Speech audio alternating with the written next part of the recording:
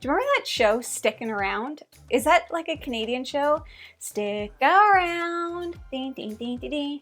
See the world like you never seen before. Bum, bum, bum. It's called Stickin' Around. Anyways.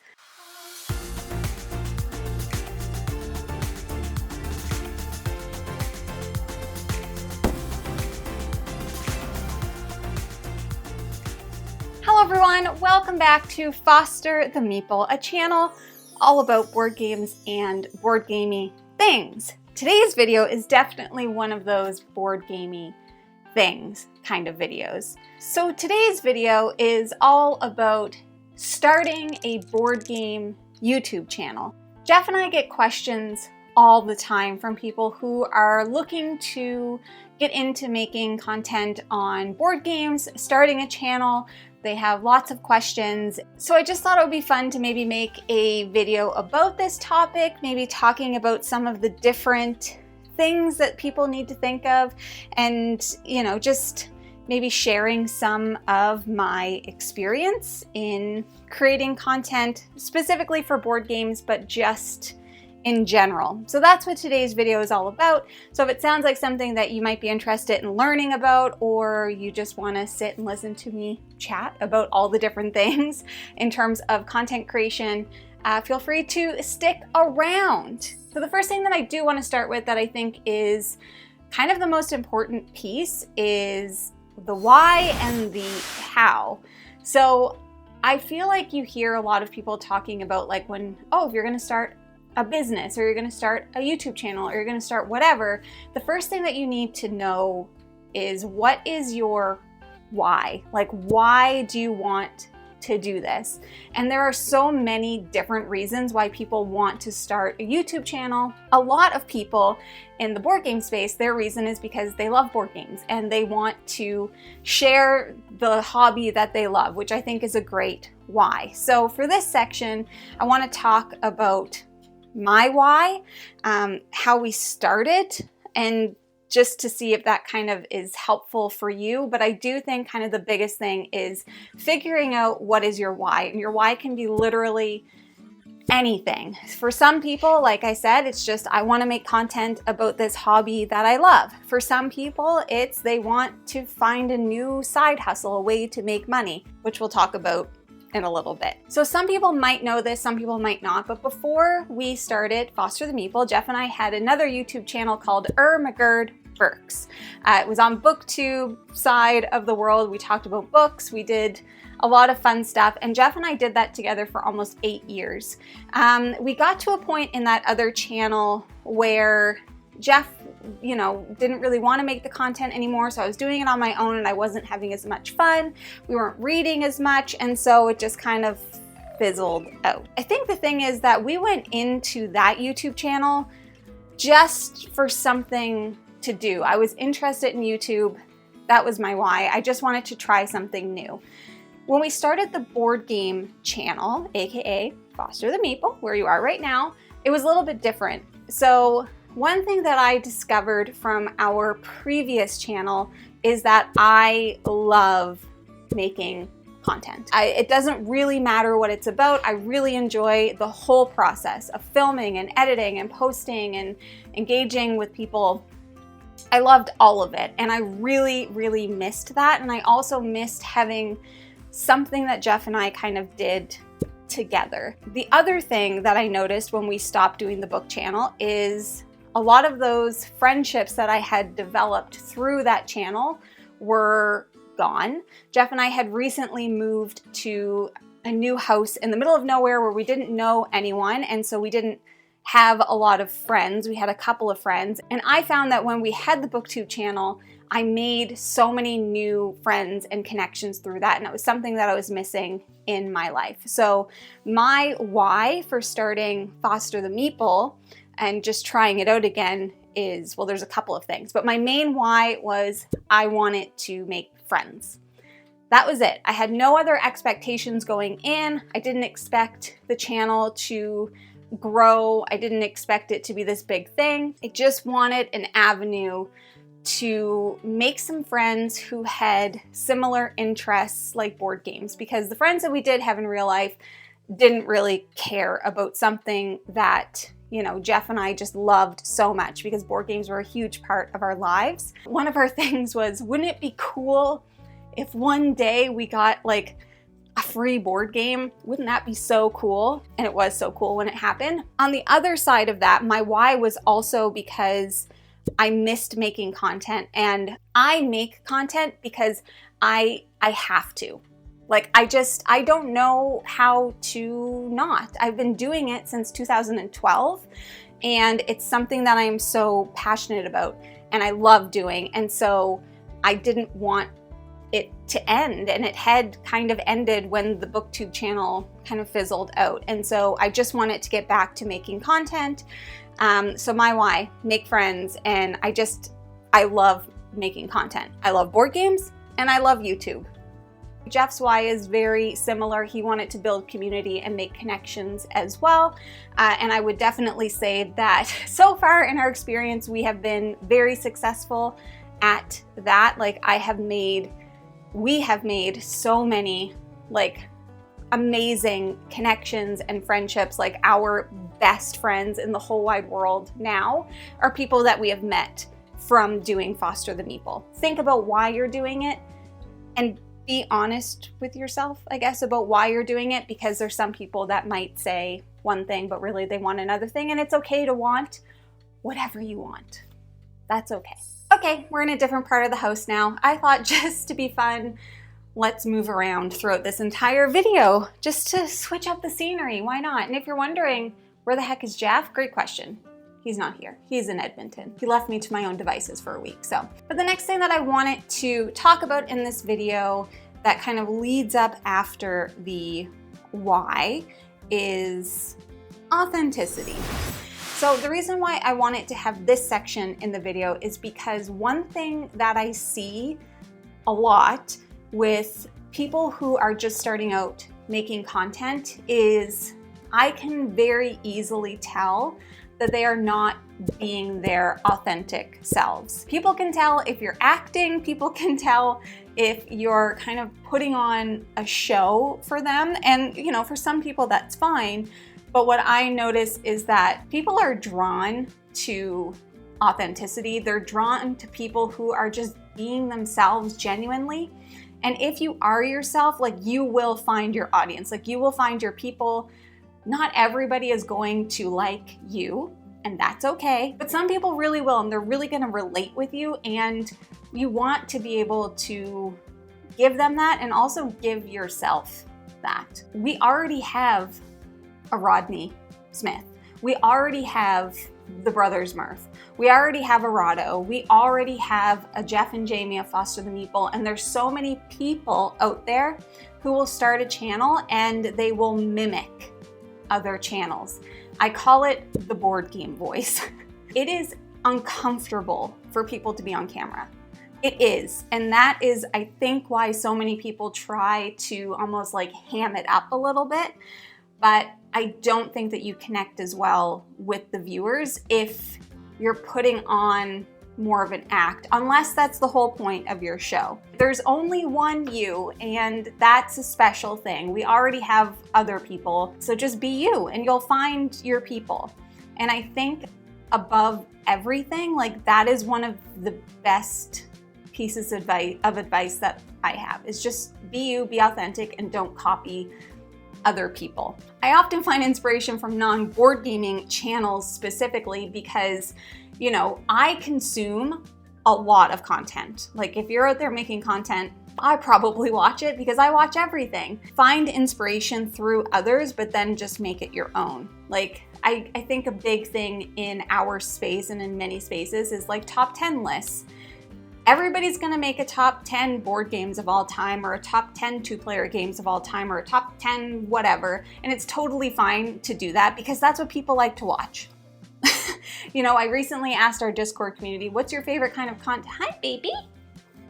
My favorite kind of content to watch is real baby. Most people's favorite content to watch are list videos. And so it's okay to find the inspiration and to do a similar or the same topic as other people, but just, you know, make the video itself your own. Make the way you speak to people your own. Allow yourself the space to be yourself, and know that even being yourself on camera can be uncomfortable, like I said before, but you'll get better at it as time goes on, and I think you'll get even better at it if you are just talking to the camera as if you're talking to a friend and you are just being you. I hope that made sense. And don't try and be perfect.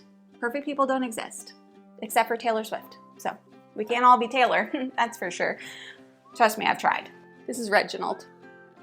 That's Rupert, in case anybody was wondering.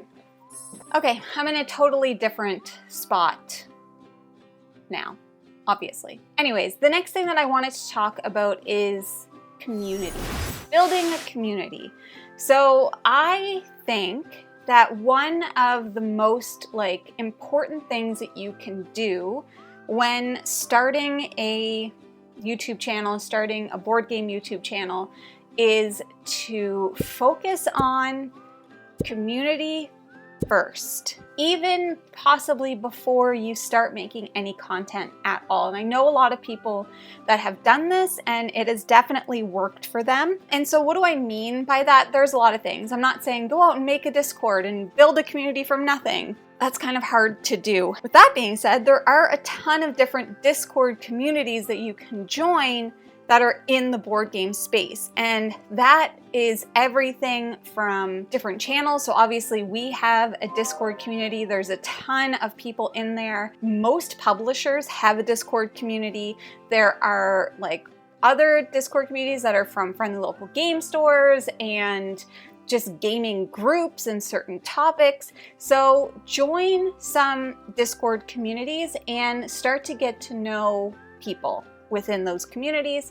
And then when you actually start to make content, there will be people that know you and that might be more interested in watching your content because they know you already. Now, there's a few things that I wanted to say about that though, and some things to be, I guess, a little bit mindful of. So a lot of different communities, I'm speaking mainly of Discord, but this also goes for Facebook communities and other places. I don't really know where the other places are. Those are the only places that I am. But they will have, as an example, we have channels in our Discord that are specifically for content creators, people thinking about getting started in content so they can ask questions, a channel to share your work with when you do finally start a channel. So just my word of, not even warning, that's kind of a strong word, but don't take advantage of those communities. Genuinely go in there and build some relationships with people because that's what you want to do, not just so that you can then get them to go and watch your content. I have seen it happen in our Discord a few times where people will leverage our community, start a channel, and then they'll leave. They'll just leave the community because they've already started it and they got what they needed. Don't do that because it just feels a little bit icky. People genuinely want to support other people. People want to support content creators. People want new content to watch, but just don't take advantage of that. So join the communities, be genuinely engaged, meet people, and then you can share your content in those communities generally. I know that you definitely can in ours anyway. Another thing that I think is really important and something that helped us a lot when we started is doing collabs. So when we started, a big thing is because I was already watching lots of board game content, I was commenting on other people's videos. Specifically, I'll give you one main example being Table Knots.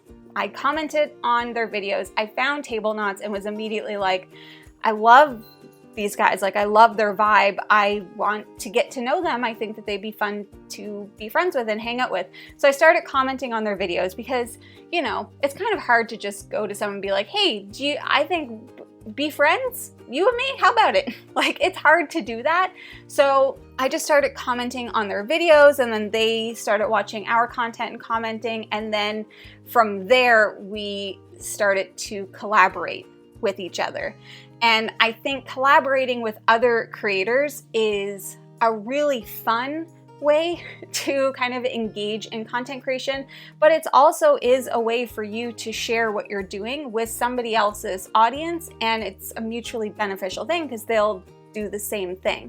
So we collaborated a bunch when we started out. It's something that we want to get back to because it's a very rewarding thing, and it not only all of that, but it helps you to actually build that relationship with that other creator. If you're not sure if somebody will collab with you, just ask. The worst thing that they can do is say no, and the reason why most people will say no is because they're too busy. It's really important to support other people in the space. That's one thing that Jeff and I have done from the beginning. It's one of our values. Like, we build other creators up because you have to realize not everybody is going to like you. Not everybody is going to want to watch you, but they do want to watch somebody. And so showing support and love for other creators will help other people in the community find content that they enjoy. And I think even being a part of that is a really good thing in terms of building community. And don't support them just because they might then support you back. Don't give someone a shout out just because you think they might then shout you back out. Like, support people that you genuinely believe are doing a good thing. Build them up and be a positive force in the community. I'm sitting in a beanbag chair because why wouldn't I be? I should do all my videos like this. Would you guys enjoy that? Probably not, but I certainly would. The next thing that I wanted to talk about is learning. Starting a YouTube channel involves a lot of learning, and you need to be prepared to do that. It's a lot of work. It just is. So once again, if you're not prepared to do that, maybe run away very fast.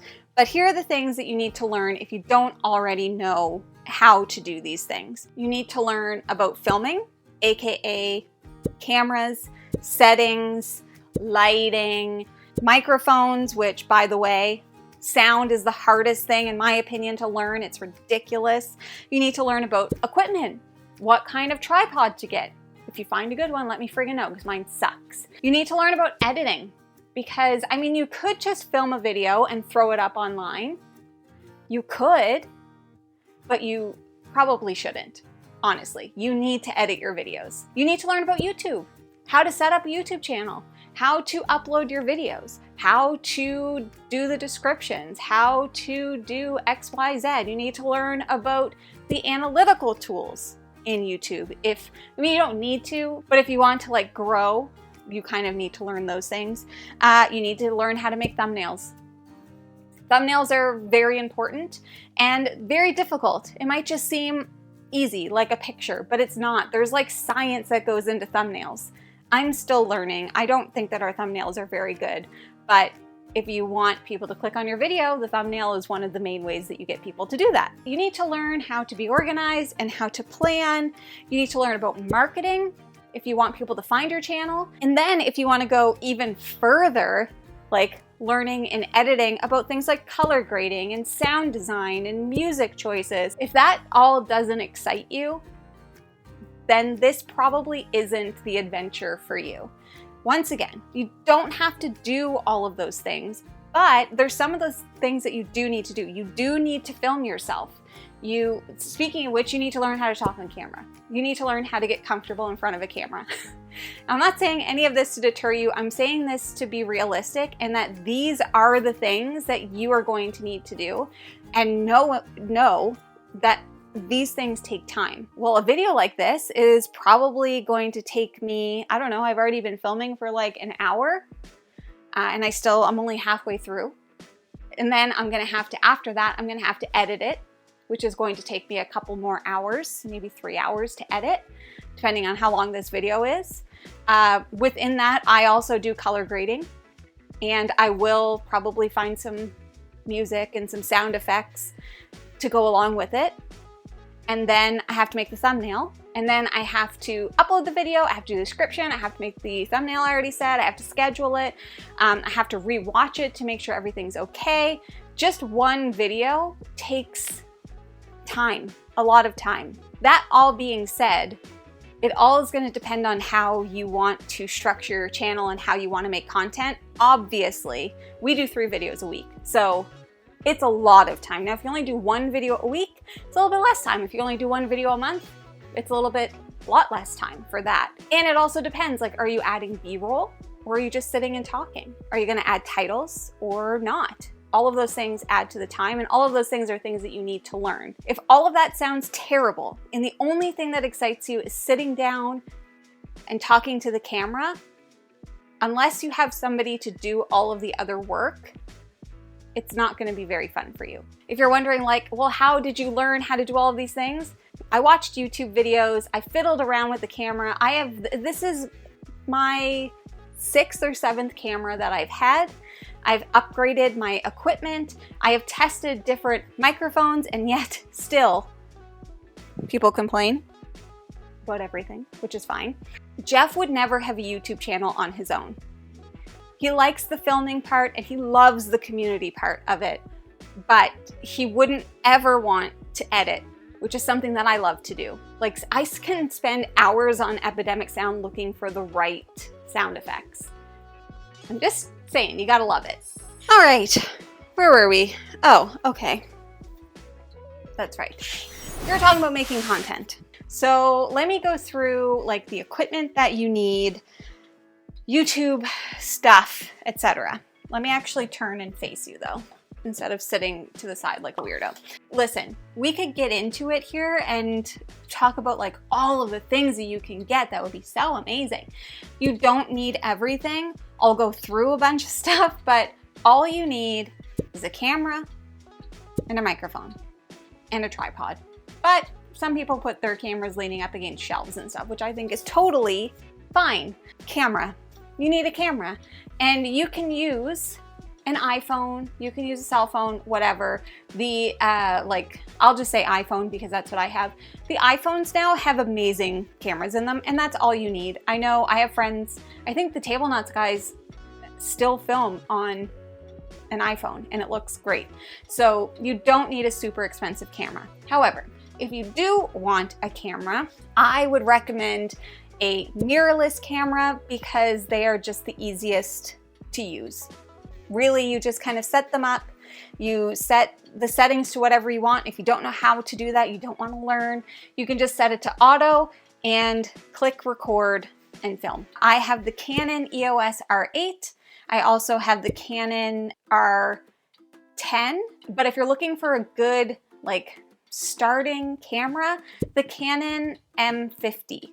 I'll link it below. But the Canon M50 is what we filmed on for a long time. It's cheaper. It's not like cameras just aren't cheap in general, but it's a bit cheaper.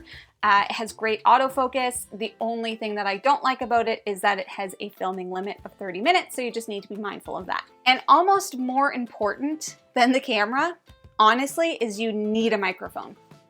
You have to, like, I think it's non-negotiable. Like, you obviously can make videos without it, but sound is the one thing that people will complain about above all else. You can get a variety of different kinds of microphones. There are lapel mics, kind of like what this is, except I don't have the lapel piece. So these are wireless microphones. This is the DJI Wireless. It comes in a 2-pack if you have multiple people. What we were using before is the HyperX Quadcast S or something like that, which is a USB microphone that you just plug into your computer, which I think most people use those types of microphones. You can get ones that attach to your camera. You can get a ton of different kinds of microphones, but I think if you're going to invest in anything, even over the camera, I would invest in the microphone. I am still trying to figure out how to get the best sound out of these. I like these because Jeff and I are 2 different people, and it's hard for one mic to pick us both up. And so if you're 2 people, I would consider something like these mics. But if you're just one person, just to have like, basically they're like podcasting microphones.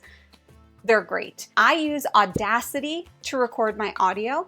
So if you can hook up your microphones into your camera, you don't necessarily need to do that, but you also might need a third-party application to record your audio. You will need that if you have something like the Yetis or the HyperX microphones. Realistically, that's all you need, those two things. But if you want things to be a little bit better, you're going to need some lighting. Now, you can get a ton of different kinds of lighting. I will link in the description below our studio tour so you can see what we have. We do not have fancy lighting. We have 3 box lights that we got from an auction site for relatively cheap. You just get them on Amazon. They don't give the best lighting, but honestly, they're fine, and we've been using them for years. Now, if you are alone, you can use something like a ring light, which is the light I have here that I can't get to work. So I would recommend getting one that works. I'm just using natural lighting, which you can also do, by the way. Sit in front of a window, but just know that when you use natural lighting, your camera's, the light's gonna change, and when you edit, it's gonna go from like light to darker, light to darker. I personally don't care about stuff like that, but some people get cranky about it. If you're one person, you really only need like 1 light. If you're 2 people, I would recommend getting minimum 2 lights, but ideally 3. You're also going to need a computer to edit on and probably an external hard drive. So I use Mac Mini or my MacBook Air to edit on. The MacBook Air gets a little bit overwhelmed by all of the editing. You're going to need an editing software. So I use Davinci Resolve because it is free. It is free and it is a professional editing tool. I will repeat myself. It is free and it is not that hard to use. I taught myself how to use it. There's a ton of great videos. I started out editing on iMovie, which comes on iMacs and MacBooks and whatever. It's fine for just starting out as well. Super easy to use. But it doesn't have as many capabilities as Davinci Resolve, which I feel like is perfect for you to grow into. Now, you could use like Final Cut Pro. You're going to be spending a bunch of money for it, and there's a bunch of different editing tools out there. My personal recommendation is for Davinci Resolve. If you are planning on doing playthrough videos or overviews, you will need a second camera. And you will need a device of some sort, a C-stand, a rack on the wall to hang that camera so that it points at your table. I always use my best camera as the overhead camera because people want to be able to see what you're doing. If you're streaming, you're going to need some other things. Like I've got a stream deck, you don't need that, but you will need like HDMI converters and all of this jazz, but streaming is another beast. It's relatively easy to set up a YouTube channel. You will not be able to monetize your channel until I think you have 1,000 subscribers and 400 views, or maybe flip that, it might be 400 views, 400 subscribers and 1,000 views.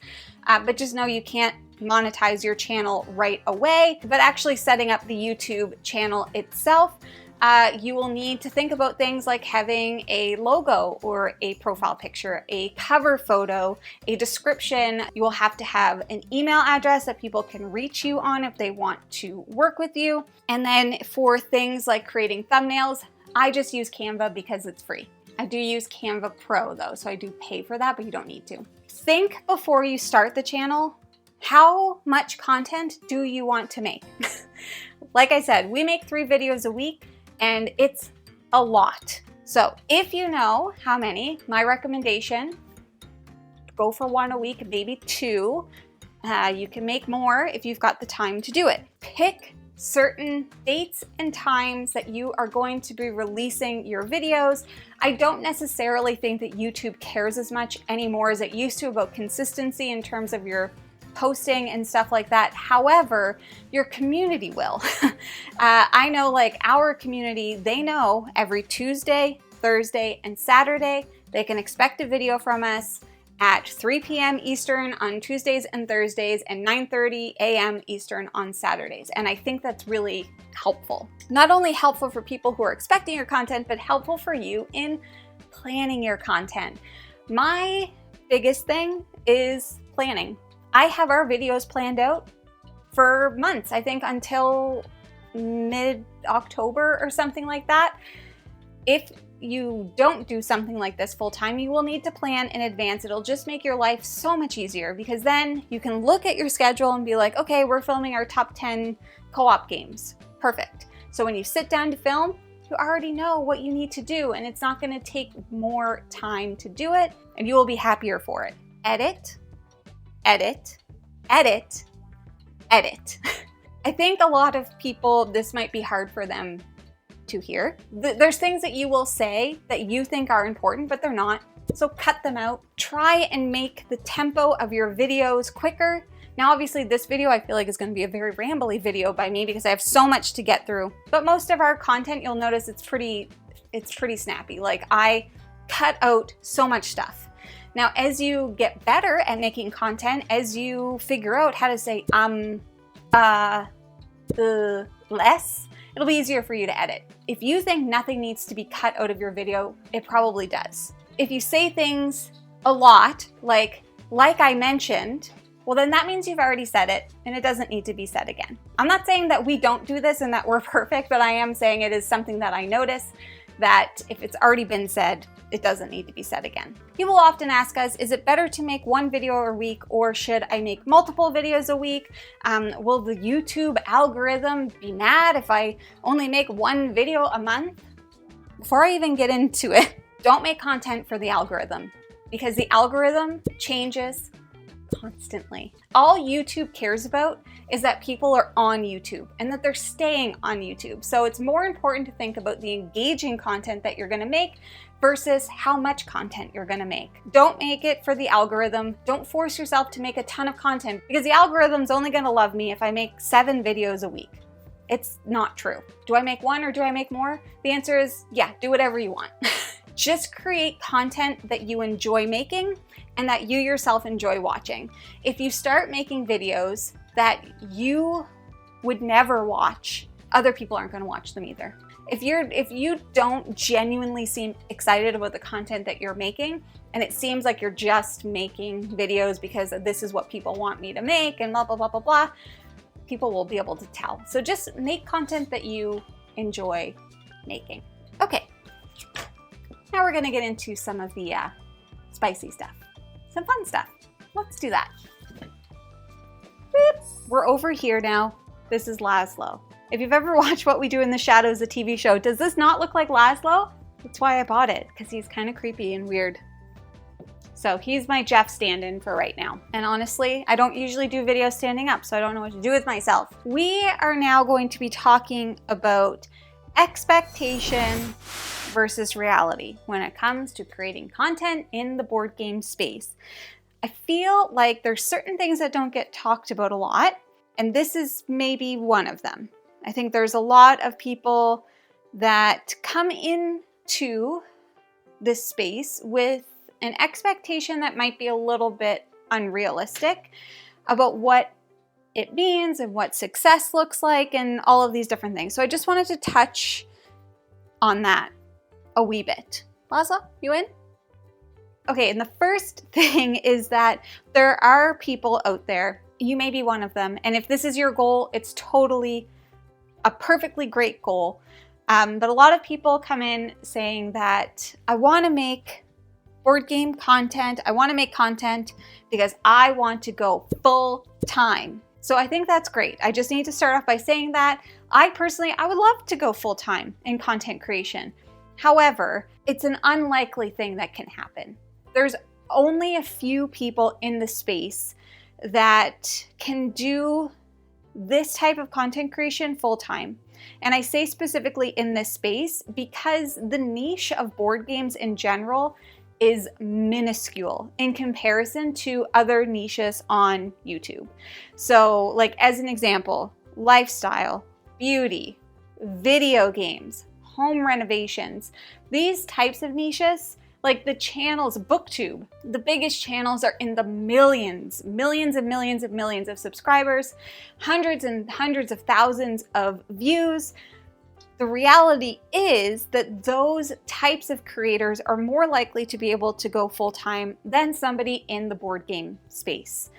Because our niche is so small, like the largest scale channels are less than 500,000 viewers. And those channels are able to be full-time because of the work that they do, maybe the ad revenue that they generate through YouTube, brand deals, different things like that.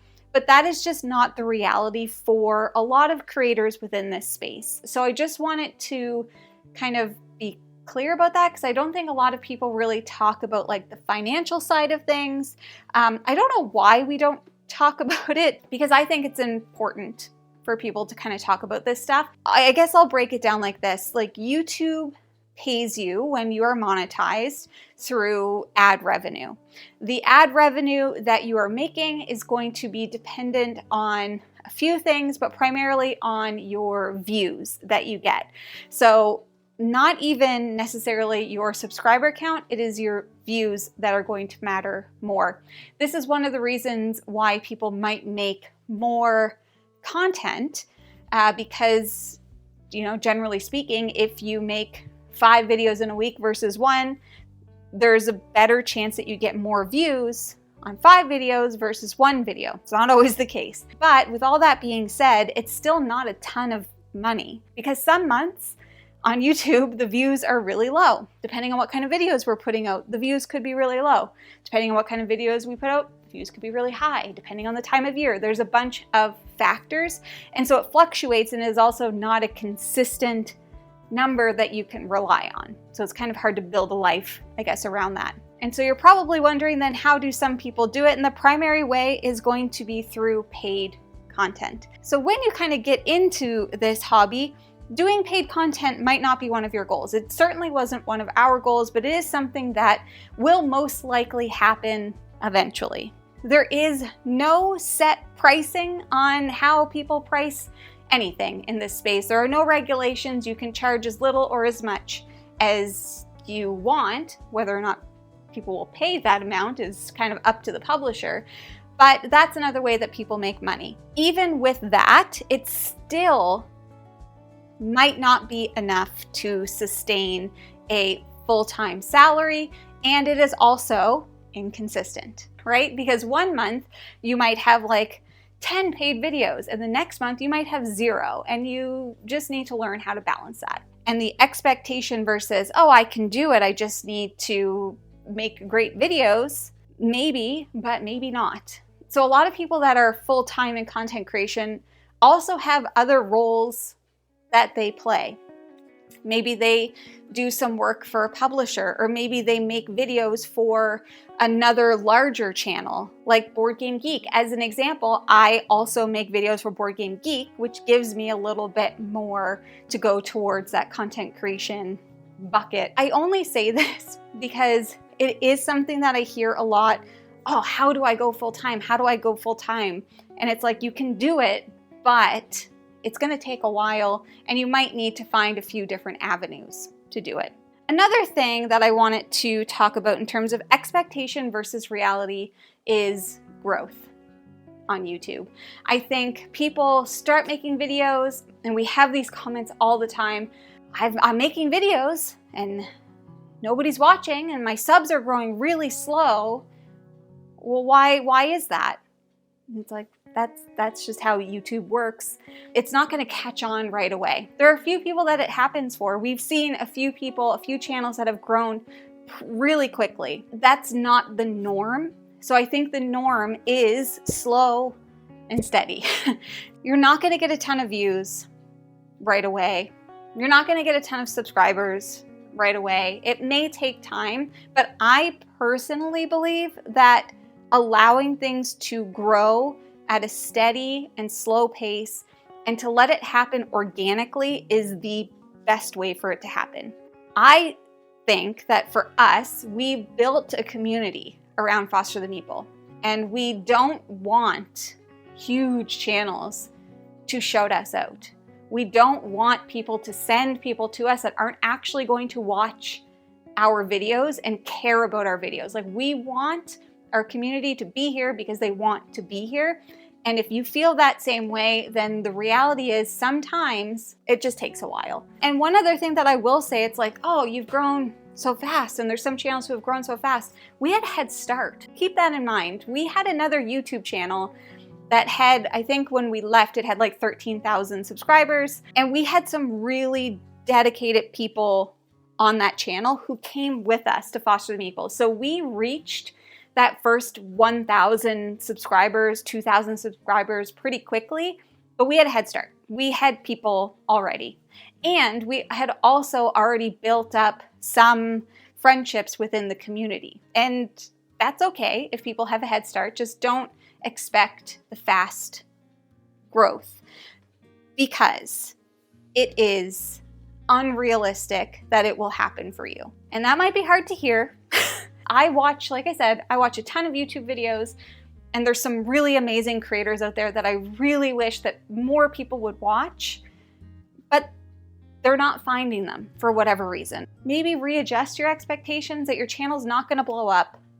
It's not gonna get hundreds of thousands of views, but if you have 1, 2, 3, 10 people watching, then those people, if you engage them enough, they're gonna come back, and then you're gonna get more people coming. It really sucks when you're like, I made this amazing video and it's gonna get so many views, people are gonna love it, and then nobody watches it, and you're so disappointed because you expected that because you made such a great video that people would watch. And even if your content is friggin' phenomenal, it does not mean that people are going to watch it. That's the reality. Being realistic is important so that you don't burn yourself out, so that you don't get into a negative headspace, because it's very easy to do. When you're making content, it's very easy to do. And just know that you can achieve your goals, but it's gonna take a little bit of time. Camera's a little bit crooked, but I don't care. The last category that I kind of wanted to get into is maybe some hard truths. I feel like the last two categories are just some like hard truths, but I just feel like it's important to say these things, so I'm just gonna say it. And you could take them or you can leave them. Do whatever you like to do. Number one, anyone can do this, but not everyone can be successful at doing it. I want to be really mindful in the way that I say this, but I also want to be maybe clear about it. There's a certain kind of person that can excel at creating content like this, and it is rare.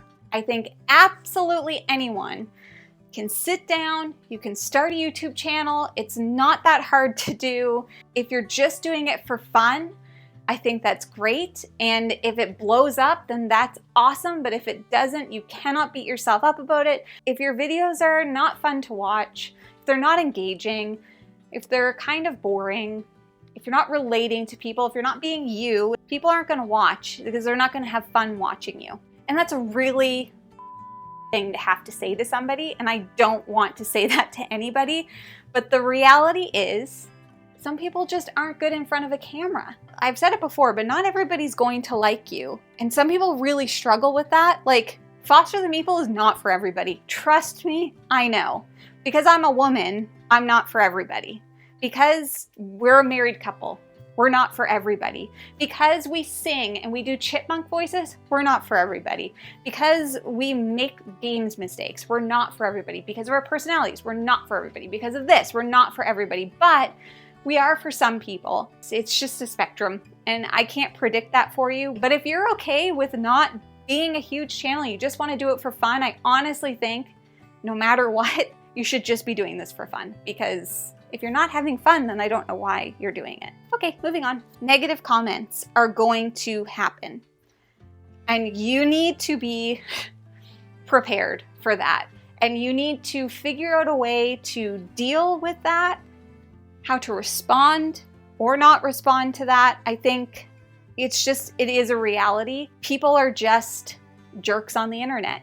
And I think that's the attitude that you have to take it with. There are some people out there who really struggle with things like their self-esteem and self-worth and can get really down on themselves. And I just want to highlight the fact that it's pretty likely, especially as you grow larger, it's pretty likely that you are going to get negative comments on your videos, and you need to be able to deal with that. One great piece of advice that Jeff and I got early on was that we always just make an assumption that the people leaving negative comments are our peers, but they're most likely not. It could be a child. It could be just a sad person who's having a bad day, who feels like tearing somebody else down and you just happen to be the video that they landed on. There are going to be people who hate your videos and will watch them and will comment to tell you how much they hate your videos. They will pick apart your personality. They will pick apart your looks. They will pick apart your voice. Somebody has commented on my voice and how I sound like a vapid valley girl. What they don't know is that I have 3 degrees and I'm most likely smarter than them, but that's neither here nor there. And so that's how we approach it now. Unless somebody is being outright gross or rude, and if we're feeling particularly trolly and we want to just troll them back, you could do that. Do whatever you want. But I just think like the best thing that you can do is hide somebody's comments. Just hide them, because then they'll keep commenting and they have no idea that they're just commenting into the abyss. It's great. Block them, report them, whatever. The negative comments I think affect Jeff more than they do me, but we're pretty resilient people. We know who we are. We know who our people are. And if you're commenting something stupid, then you're not one of our people, and that's fine. Competitiveness and jealousy. It happens to all of us, including me. You need to really, really try and just push that away. I have had these moments of jealousy and competitiveness with my friends in the space who I have had open conversations with about this. And believe it or not, there's probably somebody that you're competitive with and they are probably competitive with you. For what reason, you have no idea. Maybe you started at the same time. Maybe they're growing a little bit faster than you. Maybe you did a similar video and theirs is getting more views than you. None of that matters. I have gotten way better at this in the past couple of years. This was definitely more of an issue when we first started. You know, we didn't really know much of anything. We're just a couple of babes. It's human nature. It's going to happen. So I guess be ready for it and be ready to deal with that internally because it's a you problem. Oh, this person's posting a video and why are people even watching them? Like, they're not even entertaining. Like, I think this is trash. And you start hate watching them. Don't do that. Everybody relates to this. And it is completely useless to be jealous and competitive. You can't control anything. Just do what you're doing and be happy and enjoy. Now this is turning into a Jeff Rants video, but it's just me. The algorithm is not against you. I think that sometimes we just need to self-reflect, look at the content that we're making and realize that, oh, maybe people just aren't engaging with this type of content. So either you care about that and you want to make a new kind of content that people will engage with, or you don't and you just want to make the content that you enjoy making. But the YouTube algorithm is not against you. It doesn't care about you. That's harsh, but it doesn't. All YouTube cares about is that people are on YouTube watching videos. And if your content isn't engaging people, it won't recommend your videos. It cares about people staying on YouTube. The reason I brought that up is because, like I said, I see people complaining about this in public forums all the time. And so my last hard truth is don't complain in public forums. There's a lot of negativity in some of these board game forums. People complaining that they're not growing, people complaining that the algorithm is against them, people complaining about XYZ, people complaining about blah, blah, blah, blah. And it's just so negative, and it's like, why? We don't need to be so negative. And it's okay to vent, but maybe find your people to vent with and don't vent about these things online, because publishers who you could possibly be working with are watching you. And they see the people that are causing negativity online and people who are always complaining, oh, I never get a game, this person only works with the big creators and this person only does this and nobody wants to work with me and blah, blah, blah. It just makes people want to work with you less. Find your safe group of people that you can have these conversations with, because it's natural. Like, there's stuff that we're going to complain about. There's stuff in the hobby that's annoying and frustrating. But to air it all out online is not helping you. It's not helping anyone. And I'm not saying like don't have honest conversations about things online, but like if you're constantly like posting negative thing after negative thing after negative thing, it will get noticed and people will be less likely to want to work with you. So just be a positive force in the space. There's already enough negativity in the world. We don't need more. One thing that I forgot to mention earlier, if you're curious about working with publishers, my advice is to go to lots of conventions, introduce yourself, don't be pushy. Now that I work on the publisher side, I have seen the way that some creators approach publishers and it's not good.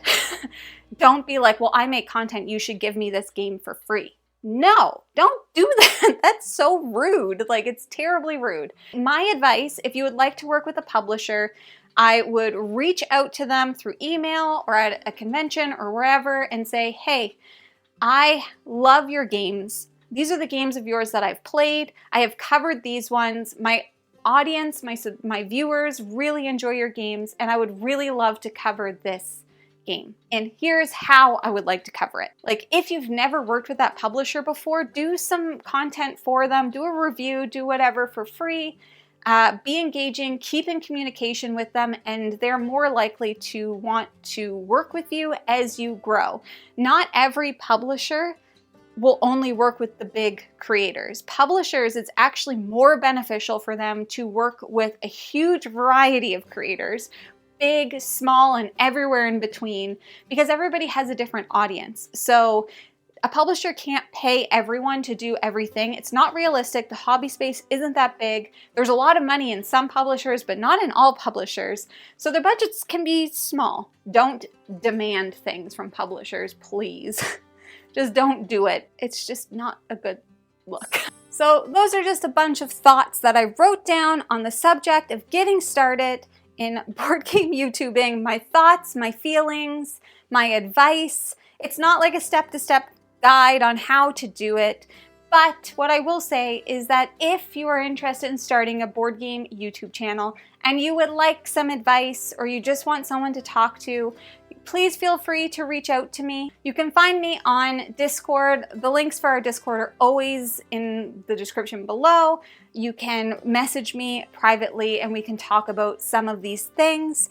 I want to help people who want to make content because I think it's important that we always have people making content, even though it can get saturated, but that's just YouTube, that's life. Things are saturated. I think if you want to make content, you should try to do it. You're the only you out there, and there's gonna be people that want to watch it, and I think it's cool, and I personally, maybe it's selfish of me, but I want to watch more content, and I'm running out of content to watch, so I want you to make something that I can watch and have fun with it. I've been doing this for what feels like a long time, and my camera's overheating, so I'm gonna stop now. So that is everything for the video today. Now, if you're interested in buying board games, like any of the many that you've seen throughout this video, you should first start by checking your friendly local gaming store. For us, that is the Boardroom Game Cafe. If you like what you see, please subscribe. Hope to see you again soon. And now, I say goodbye. Goodbye!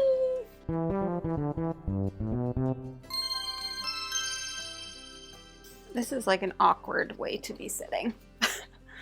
It's funny giving advice when you still are just like, I don't know, does this look good? I don't know. We need to unbrighten ourselves. That's too bright. That's a little bit better. From non-booktube or...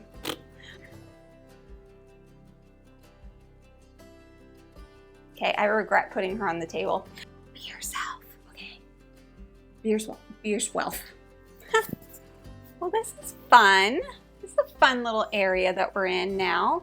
I hate saying fan base because I find that weird. This is a weird angle. It's fine. All right. Well, that's not very helpful, is it? We need another filming location, but I kind of like standing here with Laszlo.